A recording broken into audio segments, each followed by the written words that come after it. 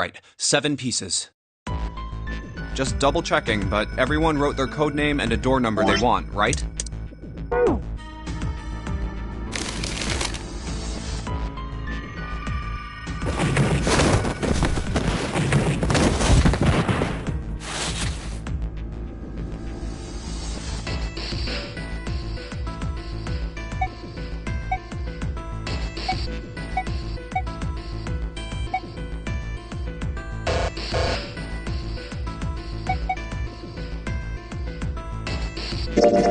I want to go through door...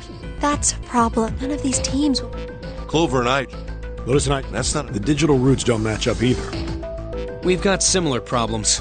Junpei and I want to go through door 6. But our digital route is 5.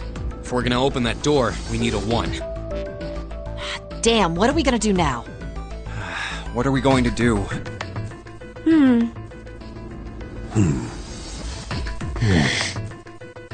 Why don't Seven and Lotus go through door 1 with me?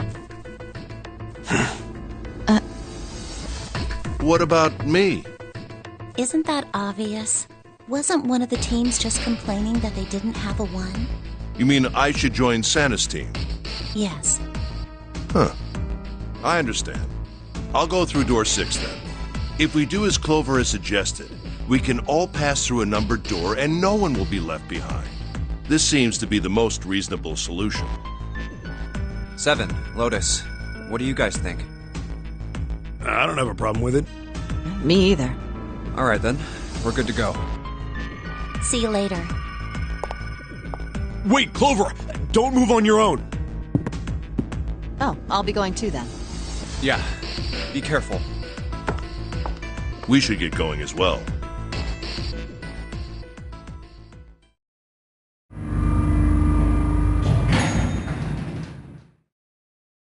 This is E-Deck.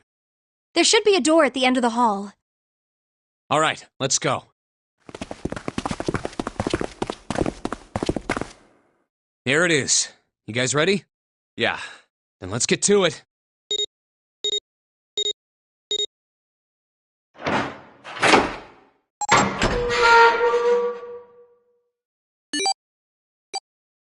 Hey! I found it! It's right there!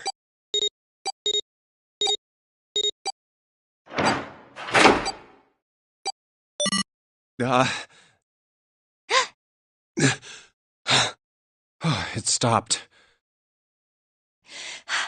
Yes! It stopped! Whew. I don't believe I'll ever get used to that. I'm not sure it's something I'd want to get used to. We should finish this game before imminent death becomes a normal thing. You got that right. Once I'm out of this hellhole, I'm taking a nice long vacation.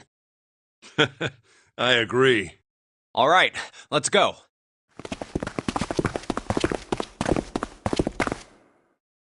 This door looks heavy.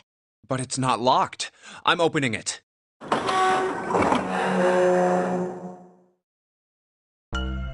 Whoa, what the hell is this? This has to be the biggest room so far. The ceiling is pretty high, too. Huh. Could be 2 stories. Maybe even more. This space could be utilizing the entire length of the ship. What's that huge Kamaboko-looking building in the middle? Kamaboko? Well, I guess that's as good of a description of it as any. I see stairs, so we may as well head over to them. Yeah, but this section's barely wide enough to fit 1 person. You're right. Whoa, you can't even tell the shape when you're this close. Let's check out the other side, too. This looks to be the steam engine room. The steam engine room? Yes, that thing that looks like a cross-section of a mushroom is the boiler. You see the 3 round doors near the bottom? Coal is put into those and burned, which heats the water, producing steam. The same thing that drives a steam engine. This one is simply somewhat larger. I see. It doesn't appear to be running right now. Alright, let's split up. Hey, what's wrong? Are you alright? Hey, June. Jumpy. Oh, you're really warm. Is your fever coming back? Yes. Yes. It probably is. but I'm fine. Please, don't worry about me. I just need to rest. And I'll be fine. Okay, here, sit down. Careful. Thank you. Ace, Santa. Yes. Right. All right, let's get started. Hang in there, June. I'm gonna get you out of here real soon.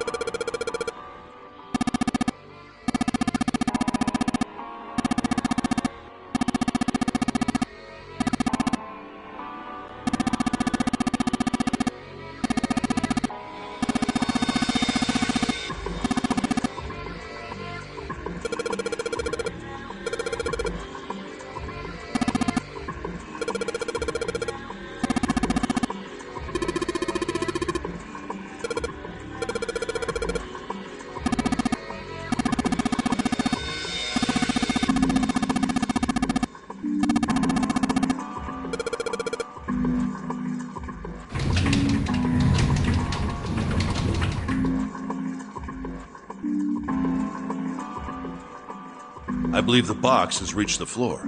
Yeah. June's down over by there. She doesn't seem to be improving. Well, of course not. She's not gonna just get better right away, you know? It'll take time. What could be causing this, I wonder? Illness, perhaps?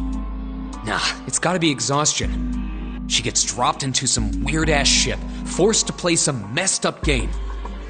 If you think about it, it's a lot weirder that we aren't freaking out just like her, you know? So you're saying we're abnormal? Yeah. We're just running around this room, solving all these puzzles like it's just business as usual. How the hell could you call that normal? We're just guinea pigs. A guinea pig? You mean like a lab rat? You mean we're being used for some sort of experiment? Is that what you're saying? Dunno, but it does seem like a possibility, you know?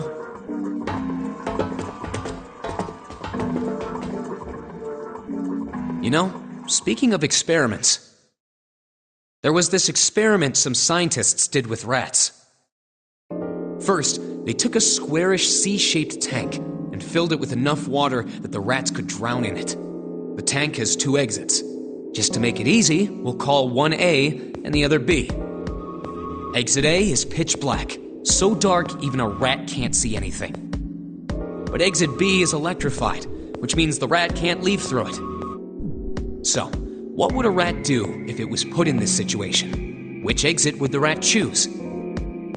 B, of course. The rat has no way of knowing that exit B is electrified. Exactly. The rat goes to exit B. Of course, like I said, it's electrified, which means the rat can't get out that way. So, after a lot of trial and error, the rat finally finds exit A.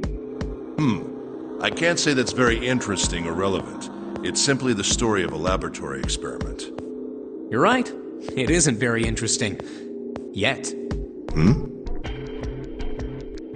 See, these scientists repeated this experiment over and over, using hundreds of different rats over several generations. This produced some surprising results. With each generation, the rats took less time to find the correct exit. Eventually, a rat was put in the tank who instantly chose exit A without even attempting to go to exit B. But that wasn't the most impressive part. The same experiment was conducted in another laboratory, far from the original one, with the same results. No, on second thought, the results weren't really the same. The rats in this second experiment began the trials with significantly faster times than the first rats in the initial one. These rats weren't related to the others and had never even come in contact with them. And yet, they all easily found their way to exit A as though they already knew. What did it mean? Are you suggesting something like telepathy? They were passing information to one another through some undetectable medium? How the hell would I know? I'm not any kind of scientist. I don't know what made them do that. But I do know that story's true. And if you've got another explanation, I'd sure love to hear it. Come on, let's get going. There's still a lot here we haven't checked out. And we gotta get the hell out of here before June passes out. Hey, wait. There's something I want to ask you. What? Why did they use that tank for the experiment? Huh? Well, I mean, it seems like you could conduct the same experiment without the water. They could have just used a dry box, you know? If they needed to motivate the rats to escape, they could have, I don't know, put some bait by exit B or something. I mean, do they really have to make it so the rats can drown? You know, the word emergency comes from the same root as the word emerge. You ever think about that? Huh? Well, an emergency is something urgent, often something dangerous. And to emerge means to sort of come out, or appear, or rise out of something else. So what's going to emerge in an emergency? Inspiration. Inspiration? Yeah. Think about it. When the chips are down, either you crack or your mind focuses and pulls up what you need.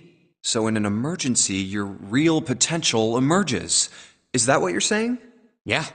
That's why the rats had to drown. They had to be in danger. There had to be an emergency for inspiration to emerge. Oh.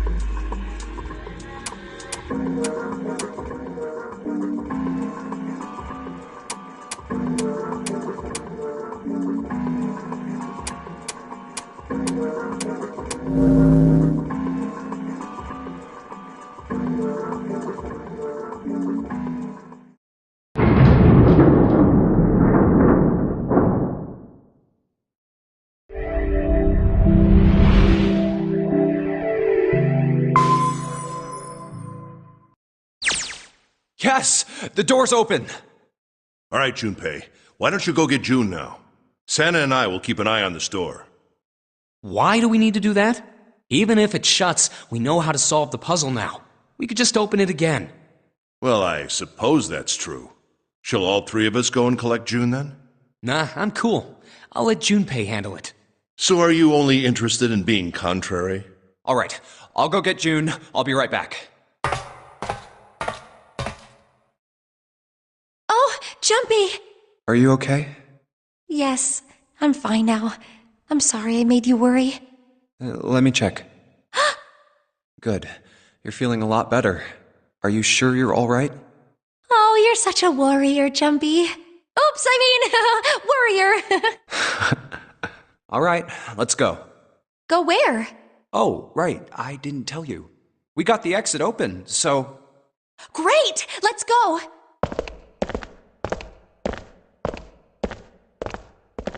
Oh, it's... Santa? What are you looking at? It's a photo. Sister? Yeah. She was only about... Oh, sorry. I guess an inch is a little large for a button. Sorry. Why are you looking at it? I was her Santa. Wait, We didn't have, so I had to be like her dad. And that meant that I bought her Christmas presents every year. On Christmas Eve, I'd leave the present next to her pillow. And the next morning, she'd come running into my room with this big smile. Look, Santa left me a present. He got me that doll I really wanted. I'm so glad he got my letter.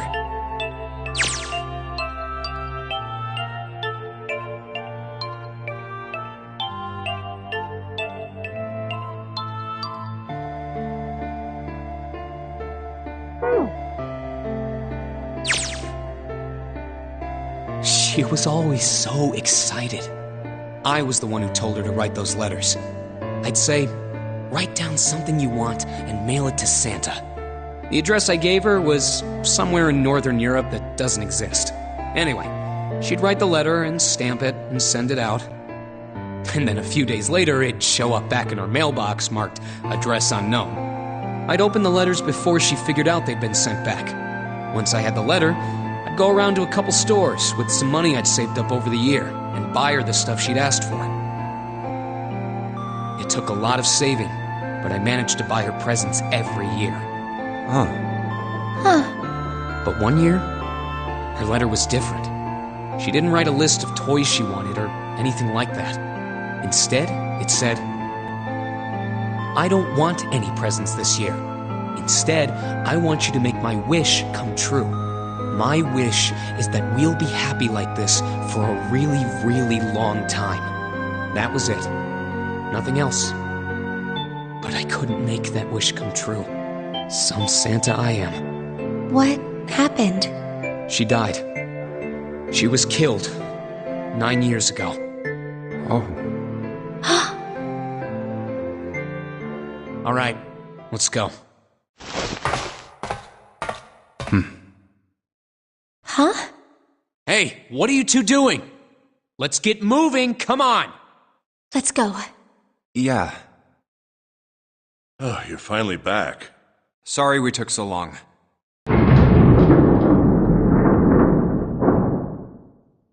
Let's go.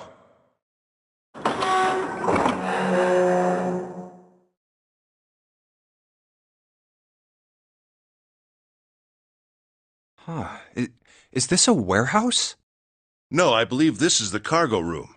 This must be where they store all of this vessel's freight. There are wooden crates everywhere. I wonder how old they are. Well, we probably ought to start with finding the exit, right? Let's get going.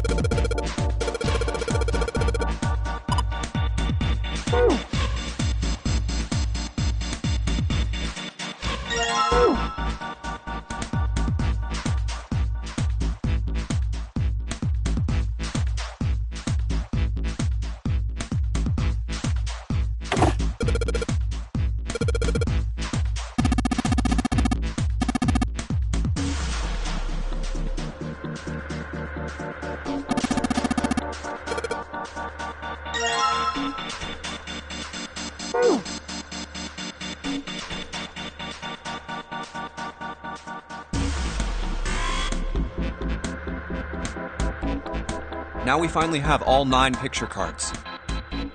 We just need to insert these cards into the slots at the front of each box. You know which card goes in which box, yes? Yeah, of course I do. It's really obvious. You just match our numbers to the numbers, then you pop the corresponding card in the right box. So for instance, the card with the picture of Ace on it goes into box 1. The card with the picture of Snake on it goes into box 2, and so on. Oh, I see. Huh? What is it? Hey! June, are you okay? I'm sorry, I gotta go check on her. You finish the box thing, alright? Just put the cards in the boxes. I'm counting on you. Are you alright? What happened? Can you stand? Oh, I'm sorry. I'm fine. I just tripped. Don't give me that. Now is not the time. But it's true. I tripped over a box. Just let me see for a sec. Huh. You're still warm. I saw her fall. I think she really did just trip on something, you know? Still, to fall down like that? I think she's probably still a little messed up. Alright, well, let's just get out of here as fast as we can so we can get you to a hospital. Oh, I don't think it's anything that serious. I just need a little medicine and some sleep, and I'll be fine. Medicine. Medicine, huh?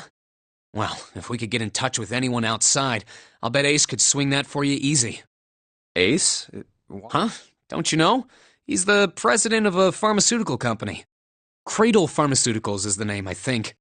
Their flagship product is an anesthetic drug called Soparil.